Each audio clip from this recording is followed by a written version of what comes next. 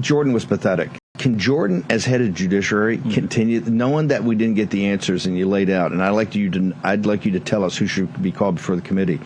Can we have Jordan reinitiate this at judiciary? It's not even a reinitiation. It's picking up where DOJ and FBI failed in the special counsel. They gave him all the space in the world. He came in yesterday and said, I stopped at the 50-yard line. Well, we got 50 more yards to go. What's up, everybody? Major Retired Richard Ojeda here, and the complete failure of the Durham report has sent shockwaves through online conspiracy communities and left right-wing nut jobs like Steve Bannon scrambling to come up with an answer. Slimy Steve turned on Jim Jordan after he held a hearing on former special counsel John Durham's investigation of the FBI.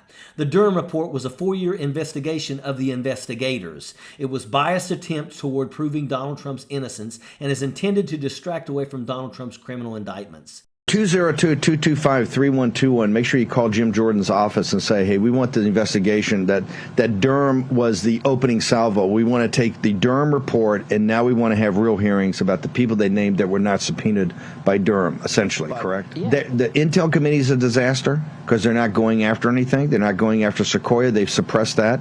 You've got Jim Jordan. Let's be blunt. The judiciary, if you didn't have Matt Gaetz yesterday and a couple of others, nothing. They were making him St. Durham, and it's a disaster.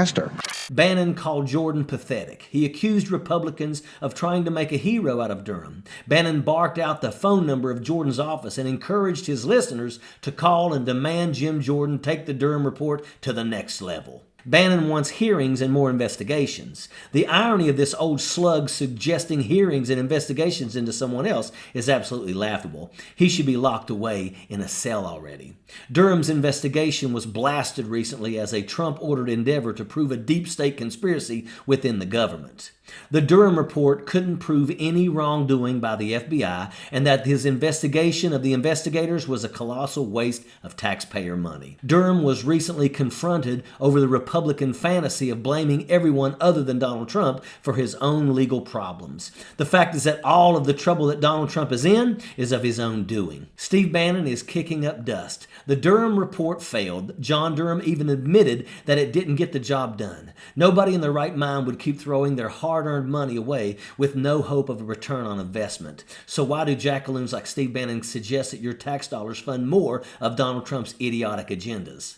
It's because clowns like Trump and Bannon could care less about the American people. Remember that Bannon embezzled money from Trump's Build the Wall Foundation. He stole donations in pretty much the same way Donald Trump took money intended for charity and put it in his own pocket.